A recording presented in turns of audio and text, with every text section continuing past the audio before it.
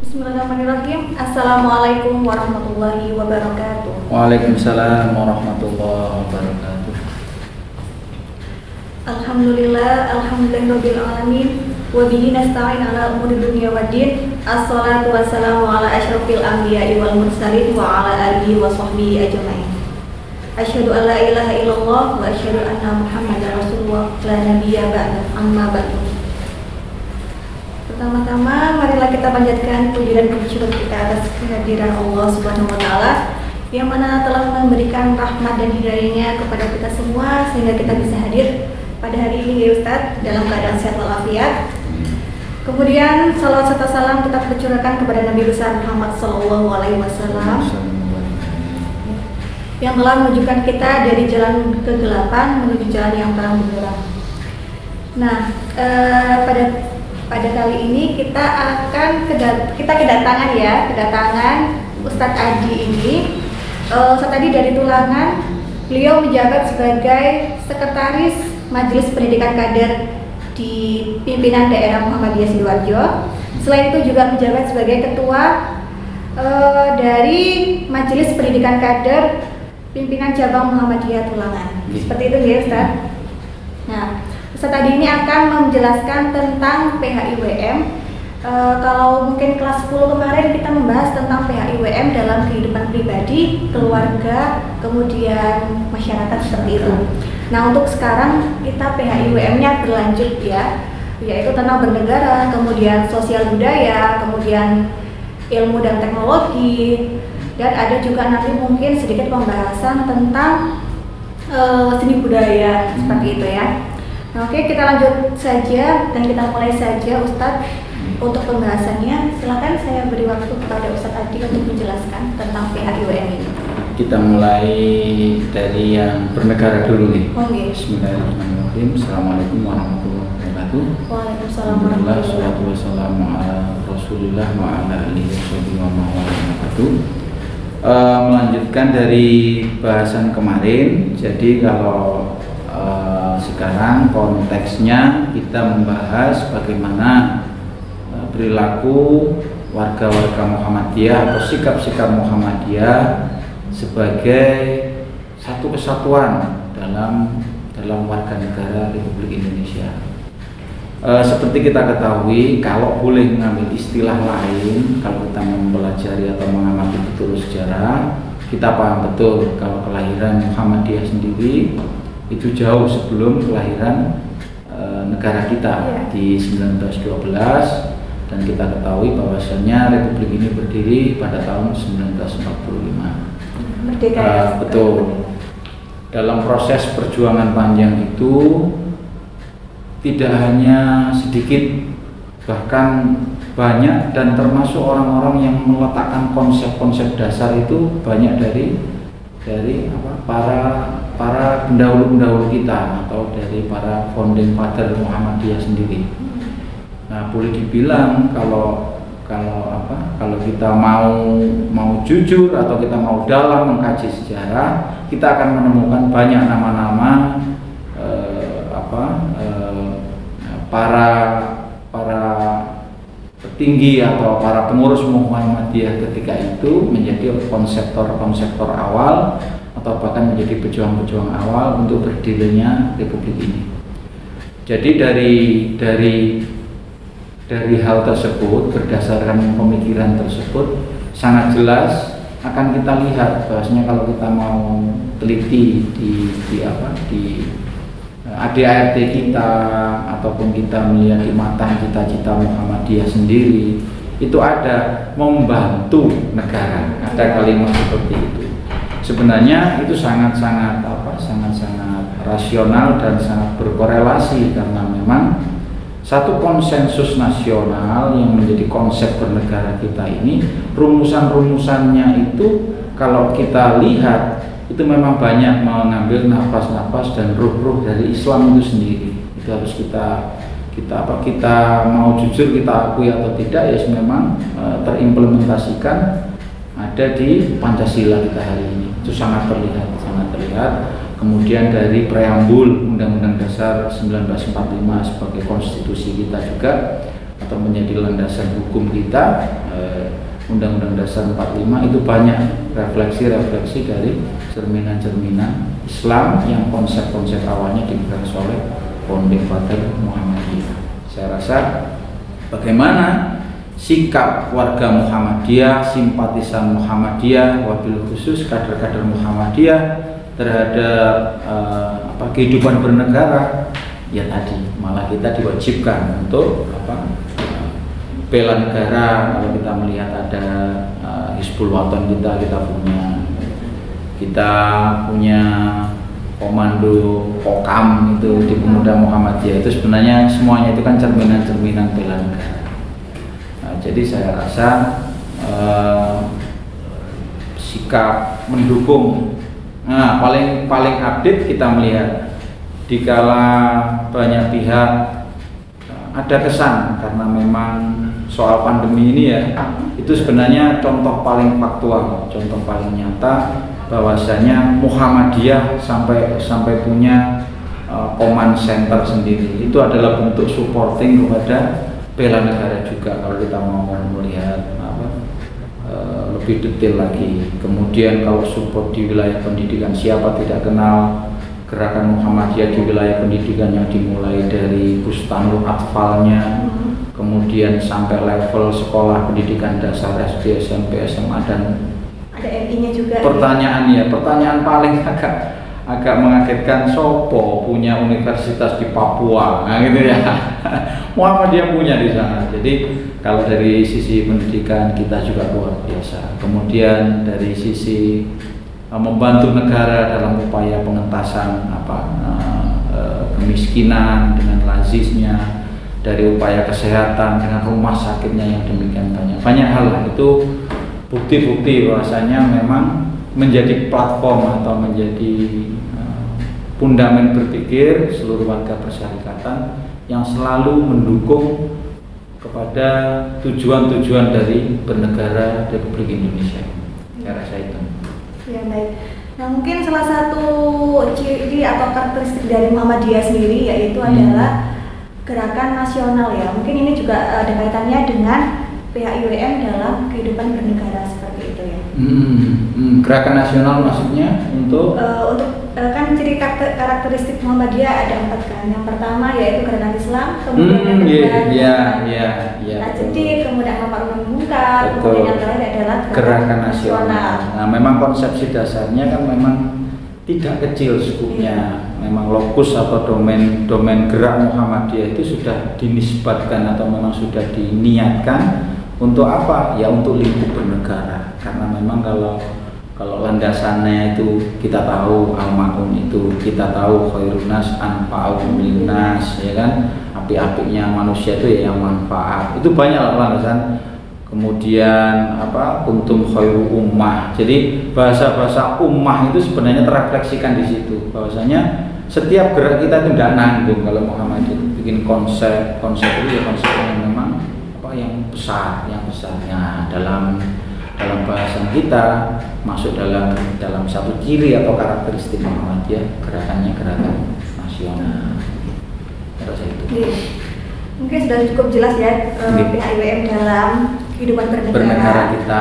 Kemudian kita lanjut untuk PHIWM dalam sosial budaya. Nah, ini kan Muhammadiyah mungkin ada beberapa yang mengatasnamakan Muhammadiyah itu anti sosial budaya. Iya. Bagaimana? Iya betul.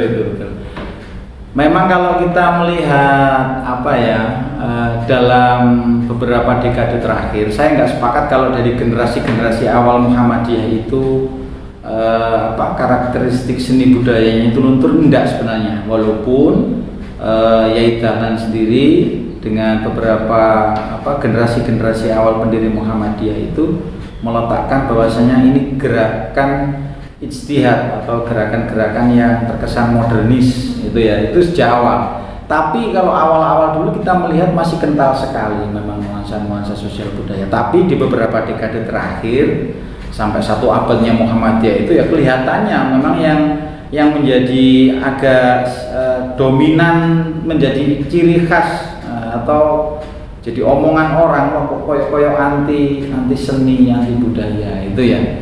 Padahal kalau kita tahu di Munas Tarjih itu kan juga sudah menggarisbawahi sebenarnya ya, itu menjadi landasan kita dalam bermuamalah atau bergerak. Itu mubah wilayahnya. Jadi kita kembali kepada konsep ini. Amalan dunia itu memang muamalah dunia itu hukum dasarnya itu semuanya halal sampai ada larangan. Nah, la taqrabu berarti jangan dekati, kemudian jangan melakukan ini. Setelah ada larangan itu baru ada hukum. Jadi tapi konsepsi awal muamalah dunia itu semuanya boleh, semuanya halal. Tapi untuk yang ubudiyah itu memang konsepsi awalnya seluruh amalan itu haram dulu. Tapi kalau ada perintah baru itu menjadi fardu ain dan fardu yang lainnya. Itu sebenarnya konsep itu sudah selesai, tapi dalam implementasinya atau dalam fakta kehidupan keseharian memang ada kecenderungan dengan TBC kita, gerakan TBC kita yang TBC mungkin ada yang belum tahu apa itu TBC. Iya, bid'ah dan khurafat itu kayaknya menjadi identik melekat di kita. Kayak kita itu anti tradisi, anti budaya. Padahal kita juga terkenal dulu ya, kita punya panduan yang namanya Hizbul Wathon. Kalau kita mau jujur itu sebenarnya juga kita melestarikan tradisi juga, tradisi kepanduan yang memang sudah ada dari dulu. Atau kalau memang harus jujur diakui, kita itu kan ada friksi-friksi yang agak berbenturan dengan klinik. Inilah yang menjadi masalah sebenarnya. Karena kita sendiri memang gerakan purifikasi yang memang melekat juga di Muhammadiyah atau pemurnian ajaran itu memang agak ada ruang frontal dengan tradisi memang. Tapi sebenarnya kalau per hari ini kita melihat Muhammadiyah dikatakan anti seni budaya sudah terjawab di tarjih kita bahwasanya hukum-hukum yang berkaitan dengan seni dan budaya itu mubah. Saya jadi aneh juga ketika melihat klaim ini atau simbol ini melekat. Nggak ada loh pendiri ormas luar biasa besarnya dan luar biasa membanggakan seperti Muhammadiyah ini sing seneng dulinan biola ada? Nggak ada. Ya jalan kita itu senengan dulinan musik kan gitu. Itu faktanya seperti itu.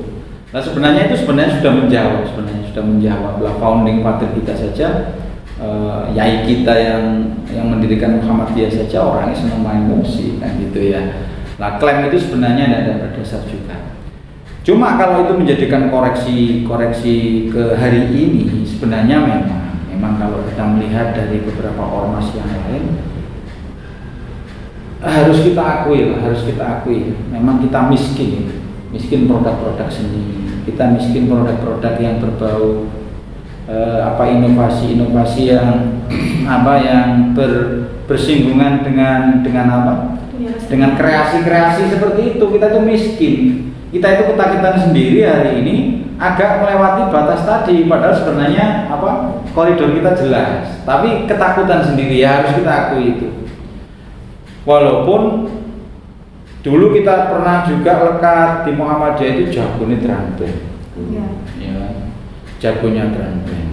Kalau ngomong seni bela diri, kita punya ortum yang luar biasa. Ini ortum nih ya, Bapak Suci ini. Kita juga punya jago-jago yang menjadi wakil-wakil untuk cabang pencaksilat nasional dulu itu ya. Banyak yang menjadi utusan-utusan atau atlet-atlet nasional yang diambil dari. Kemudian seninya sendiri, seni berpedang, seni bermacam-macam alat tempur itu ya, alat tempur tradisional kan itu banyak sebenarnya. Tapi memang satu kita mau mengekspos itu memang kesannya itu ya agak malu mungkin ya, karena tadi ada sebuah benang yang kadang-kadang bahkan di pimpinan kita atau di kader-kader kita itu agak saru, kita takut melewati batasan itu. Nah, cuma memang ke depan itu kita membangun sebuah kesadaran baru menurut saya sebenarnya. Lah wong sing gawe Muhammadiyah wis seneng musik, nah kan gitu ya. Kok bahkan yang dihafalkan kita itu cuma maris-maris toh, kan gitu maksud saya. Kemudian band-band kita yang luar biasa dulu mana kita punya marching band, kita punya itu. Nah itu sebenarnya mungkin ke depan itu kita perjelas lagi dan apa aura saru ini juga harus kita pertajam. Mana sih yang memang ya, mana sih yang akan membahayakan akidah, mana yang tidak, harus kita perjelas lagi. Dan jangan lagi tabu atau saru untuk masuk ke wilayah itu. Malu dong kalau pendidik kita saja pintar main biola, terus ya kita ngomongin nun sewu kaku-kakuan oleh main musik. Aneh juga saya rasa itu. Ke depan memang bisa nanti kita pertajam lagi dan kita kembangkan lagi sesuatu yang harus kita akui lah ya. Nah, kita hidupkan lagi yang berbau seni budaya. Kita dulu juga kalau kita lokusnya kecil di kita masuk ke wilayah yang lebih olahraga. Kita punya tim yang tim sepak bola yang luar biasa.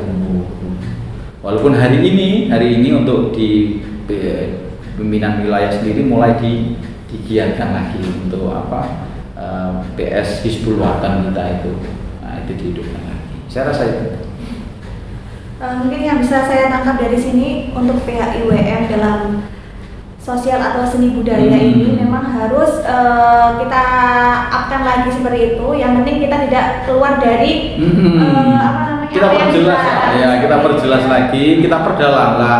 Kuncinya apa ya di Elmoni lah. Di Elmoni kita diskusikan, kita panelkan gimana sih kita memahami putusan-putusan terja yang berkaitan dengan ini ada. Nah, kita bikin nanti koridor-koridor penjelas. Ini wilayah nggak boleh kita melewatinya, kita cross passingnya. Nah, nanti tapi kita giatkan lagi.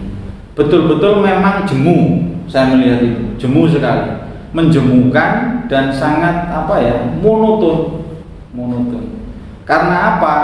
Kalau kita mau lebih fair lagi, wong seni budaya itu fitrahnya manusia. Mulai penciptaan manusia pertama dan generasi hari ini pun nggak lepas dari itu. Masa sih kita melihat tontonan atau sebuah atraksi seni budaya yang luar biasa tinggi nilai peradabannya, kemudian kita kagum, kemudian membatasi hati kita. Lah mesti gawe iki makhluk Allah, kan gitu ya maksudnya. Nah, apa yang membatasi kita untuk itu? Harusnya kan adalah wilayah-wilayah tertentu yang memang harus kita maklumi. Wong iki fitrahnya orang itu seneng musik, orang itu seneng seni, seneng berkreasi. Kalau kita melihat ucapannya Albert Einstein, dari beberapa hal yang memang tidak terbatas itu termasuk imajinasi manusia. Lah seni kreasi itu kan lekat dengan imajinasi tadi. Kalau dibatasi, kok saya rasa ironi, paradok lah, kok gak masuk akal itu. Saya rasa itu. Ya, terima kasih atas penjelasannya Ustaz. Kemudian kita lanjut tentang PHIWM dalam ilmu dan teknologi atau IPTEK, perkembangan IPTEK sekarang kan sudah sangat berkembang nih. Nah, bagaimana caranya kita menerapkan PHIWM ini atau pedoman hidup Islami warga Muhammadiyah ini dalam perkembangan IPTEK yang ada pada zaman ini seperti itu? Saya agak masuk saja karena kita membicarakan pendidikan. Ini kan berarti kan lokusnya di pendidikan ya kan, sains teknologi. Ya walaupun tidak monoton harus di pendidikan, cuma kalau kita bicara hulu hilir ya tetap institusi untuk sains dan teknologi ini kan ya kita punya Muhammadiyah sendiri sudah kadung terkenal dengan lembaga pendidikannya yang luar biasa. Nah, saya cuma melihat per hari ini gaya-gaya modernis dan gaya-gaya keterbukaan di sistem pendidikan kita itu masih ada. Cuma kadang-kadang saya melihat untuk beberapa dekade terakhir untuk mengadaptasi atau mengadop dari perubahan zaman itu sistem ini agak terlambat kalau dari perspektif pribadi saya ya, agak terlambat. Apa contohnya? Contohnya begini.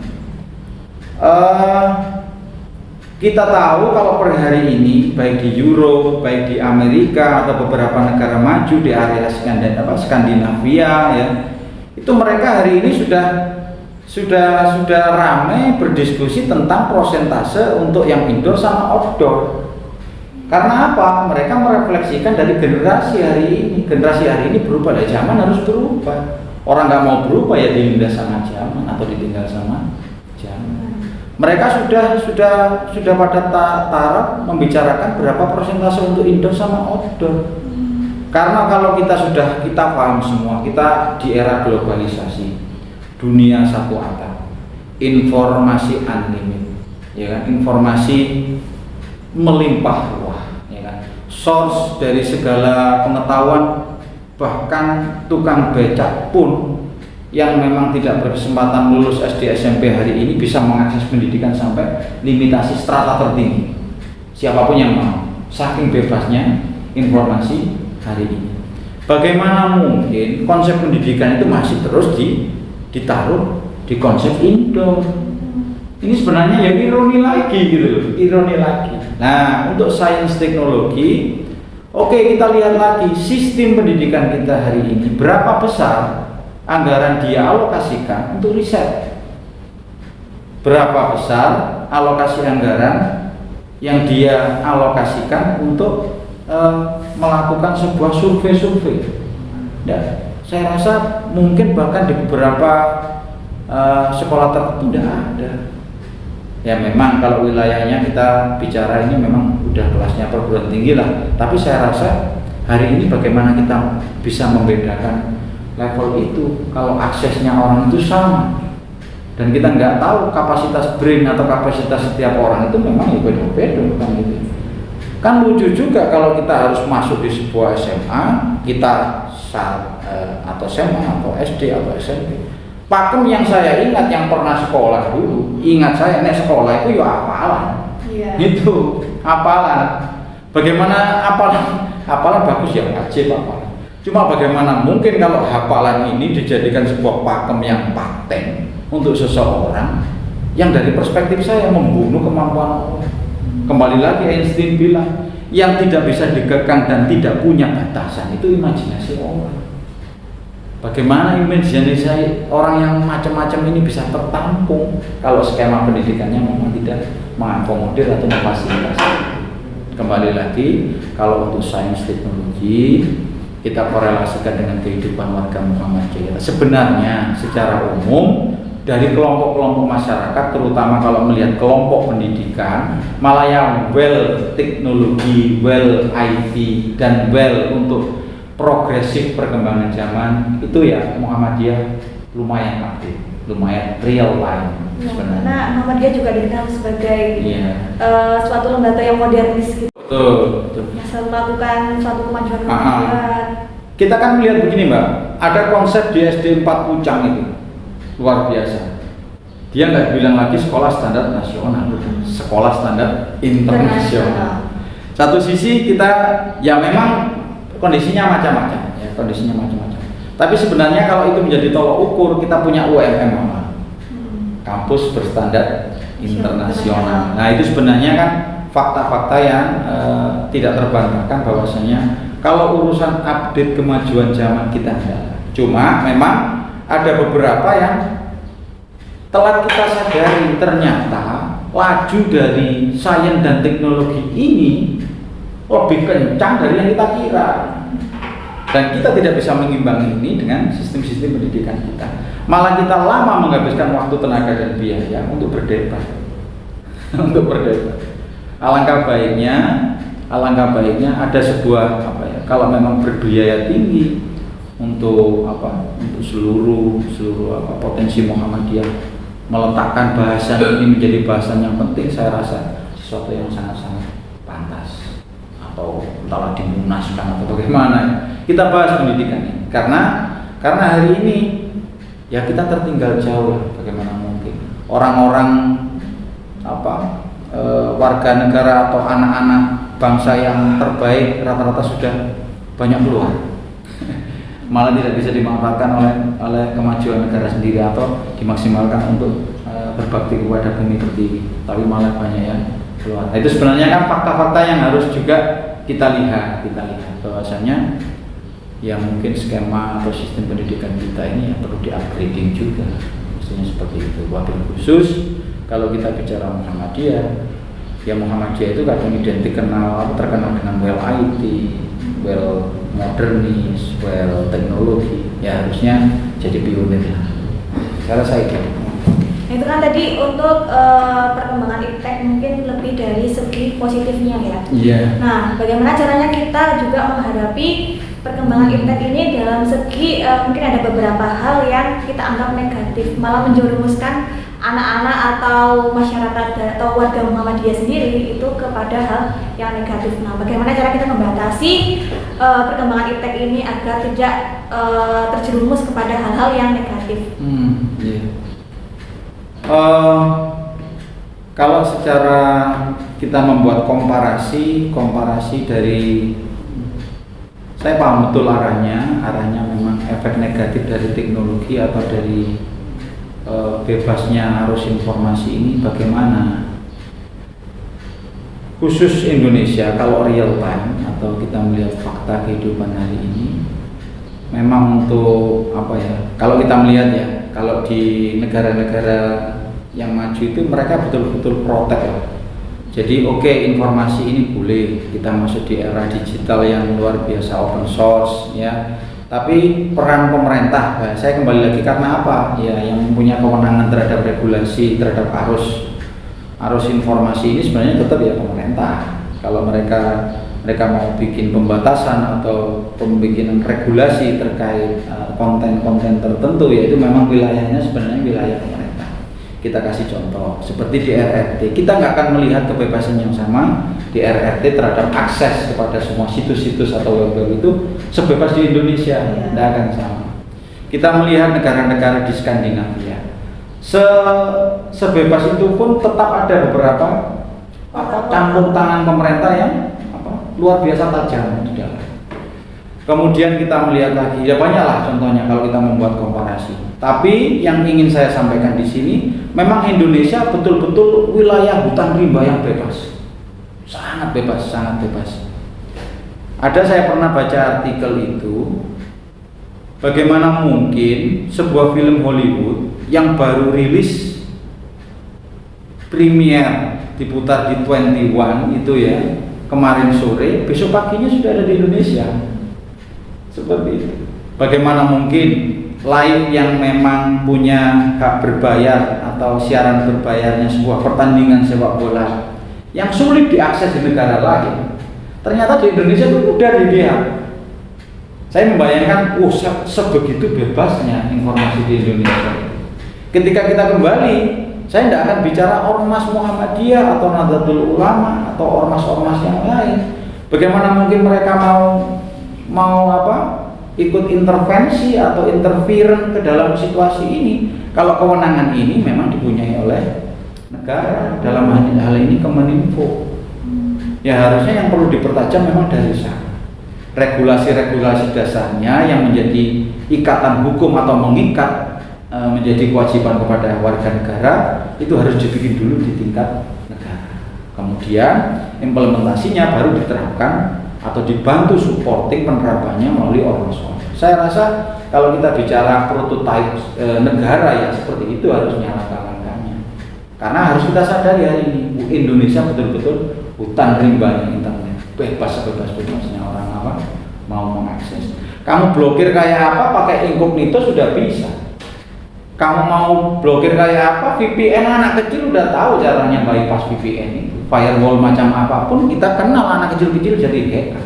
Orang Indonesia itu hebat sebenarnya.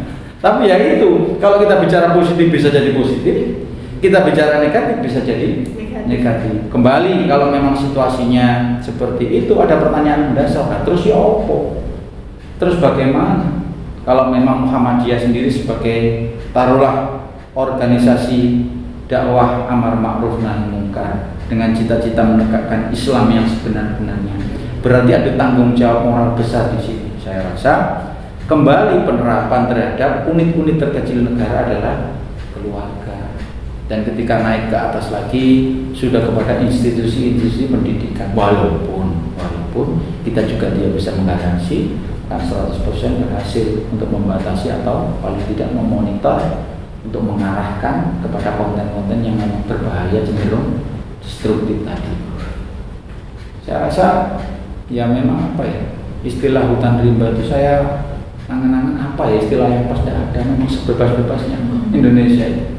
Karena apa, memang kanal masuk pertama. Tetaplah kita World Wide Web istilahnya, WWW itu ya. Itu kan berarti kan kita itu dunia satu atapnya. Tapi tetap untuk masuk ke sebuah negara itu ada kanal satu khusus. Nah, itu regulasi itu yang punya memang yang negara.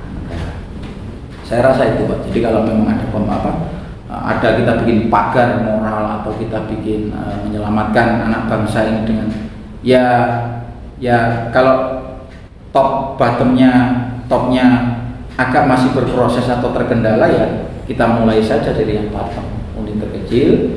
Kalau Muhammadiyah punya upaya, saya rasa walaupun belum bisa maksimal, tapi itu bisa diterapkan di institusi, terutama di pendidikan. Seperti kesadaran, membangun moralitas akhlakul karimah. Yang pentingnya akhlakul karimah ya berarti, karena memang kalau wa nafsi wa masawwaha fa alhamaha fujuraha wa taqwaha, bentengnya tetap kembali kepada masing-masing pribadi. Saya rasa itu. Ya. Nah, untuk PHIWM ini ya, atau pedoman hidup Islami warga Muhammadiyah itu kan sangat terperinci sekali ya Ustadz. Iya. Dimulai dari bagaimana caranya kita menerapkan PHIWM dalam kehidupan pribadi, kemudian keluarga, kemudian bermasyarakat, kemudian pada lingkungan sekitar, hingga sosial budaya dan iptek juga dibahas seperti itu. Nah, kenapa saking terperincinya PHIWM ini sangat dikaitkan dengan seluruh hal ini. Nah, apa sih tujuannya yang pertama? Kemudian apakah memang hal-hal yang dibahas ini sangat penting, menjadi poin penting dalam Muhammadiyah seperti itu? Maksudnya implementasi atau penerapan Iya. Jadi fungsinya dari PHIWM ini kenapa kok sampai dia membahas secara detail dari mulai pribadi, kemudian keluarga, hingga terkecil, dari poin terkecil hingga poin besar seperti negara seperti itu. Nah, itu semuanya kan diatur dalam PHIWM ini. Iya. Sebenarnya kan ya kalau kembali ke basic kan PHI ini namanya juga pedoman. Iya. Nah, pedoman. Karena dikatakan ini kayak buku kecil atau buku saku panduan hidup. Kita melihat aspek hidup itu ya demikian multi macamnya. Memang aspek hidup itu banyak sekali. Kemudian kenapa harus dibikin terperinci ini dan sedetail ini? Kalau kita kembalikan lagi, kalau memang ini Islam, karena memang ini ormas-ormas Islam itu memang urusan-urusan segala sesuatunya itu sudah terang benderang. Nah, karena di Islam hari ini, Islam itu sudah kemarin yang saya sempat sampaikan, kitab Quran mulia ini nggak mengatur hanya kehidupan yang bersifat ubudiyah saja. Semuanya diatur karena kitab ini sudah sedemikian lengkap. Kenapa harus semuanya diatur ya? Sebenarnya kembali ya memang Allah sudah mengatakan bahwasanya hidupmu itu tinggal memilih taat atau tidak taat. Nah, kalau memang perintahnya kamu harus taat, aku sudah kasih panduan yang sedemikian lengkapnya. Kalau sudah sedemikian lengkapnya, berarti kalau diimplementasikan kepada buku panduannya warga Muhammadiyah, yang memang harus diizin. Ya. Nah, itu saya rasa itu. Ya mungkin sudah sangat jelas yang kita bahas tadi dari mulai PHIWM dari awal sampai akhir. Nah, mungkin ada beberapa poin mungkin yang harus anak-anak terapkan atau yang kita dapat ambil dari materi hari ini. Mungkin Ustadz bisa menyampaikan poin-poinnya atau kesimpulan dari materi hari ini. Iya. Panjang bagi kesimpulannya ya. Cuma saya ingin ada quote lah istilahnya kalau quote. Jadi quote saya untuk menutup sesi ini, ada tradisi yang memang agak bergeser pelan-pelan hilang. Yang dulu memang sempat ada, bukan dulu sekali ya, tapi dulu kalau generasi bapak, mbah, buyut kita itu ada, yaitu gemar membaca Al-Quran. Saya ingin menandaskan. Jadi sebenarnya PHIWM itu apa sih? Ini kan intisari dari apa yang ada di Al-Quranul Karim dan hadisnya Rasulullah. Itu gemarlah lagi membaca Al-Quran. Ya, Gemarlah. Biasanya kita hanya membaca itu hanya sebatas tilawah saja atau apa ya? Bukan membaca secara arti dan maknanya seperti itu. Iya. Tapi kita melafalkan seperti itu ya. Kita harus melihat ini apa sebenarnya ndak diterjem. Wih, kudu mana nih? Wah, langkah bagusnya harusnya sih seperti itu. Kalau kita tanya, ini nang jero Quran ku isine apa sih? Isine surat. Surat itu apa? Loh, surat itu berarti ada pengirim surat yang dikirimkan kepada penerima surat. Nah, di dalam surat itu apa? Ada sesuatu maksud yang ini disampaikan. Nah, nek sing disampaikan iki mau kon gak ngerti artine lah, terus katene apa sing dipahami? Makna apa yang akan diambil? Nah, kan begitu. Betul sekali. Jadi di satu sisi memang ikro, bacalah. Walaupun tidak ngerti artinya ya wacane ora apa-apa, tapi tradisi membaca Quran kita bumikan lagi. Kemudian jangan hanya dibaca karena ini jenenge surat. Berarti Tuhan ini punya maksud. Nah, ya apa kita tahu maksudnya kalau kita nggak tahu artinya, terjemahnya. Nah, kita kemarin membaca terjemahnya. Yang ketiga, hampir 3/4 atau 70% dari Quran ini sendiri isinya kisah untuk perintah dan lain sebagainya. Itu sebenarnya kalau diprosentase sedikit di Quran, yang banyak itu kisah. Lah, maksudnya apa kok banyak kisah di dalam Quran ini? Maksudnya kamu menungso, you manusia, hidup itu sebenarnya ya berulang-ulang saja. Manusia mulai pertama sampai terakhir isinya ya podo saja, problematikanya sama saja, tinggal kontennya agak berbeda, lingkungannya berbeda, tapi intinya sama. Tapi kisah kamu akan sama. Makanya Allah yang Maha Rahman dan Rahim ke kita kasih cerita yang banyak di dalam Quran. Nah, andai kata kita banyak membaca kisah dari Quran, kisah dari yang ada di Quran, mungkin kita bisa melihat diri kita, merefleksikan diri kita. Saya rasa poin kesimpulan kalau saya merangkum itu. Ya, terima kasih Ustaz atas materinya dan terima kasih sudah hadir di sini. Siap.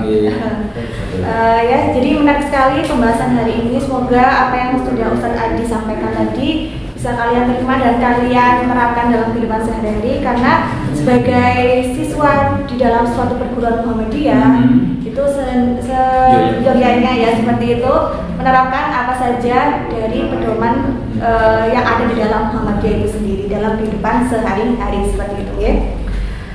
Oke, kita akhiri ya Ustaz, karena waktunya sudah habis. Kita akhiri dengan doa kafaratul majelis.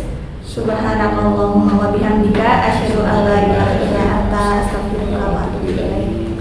Oke, kita akhiri. Sekian, wassalamualaikum warahmatullahi wabarakatuh. Waalaikumsalam warahmatullahi wabarakatuh.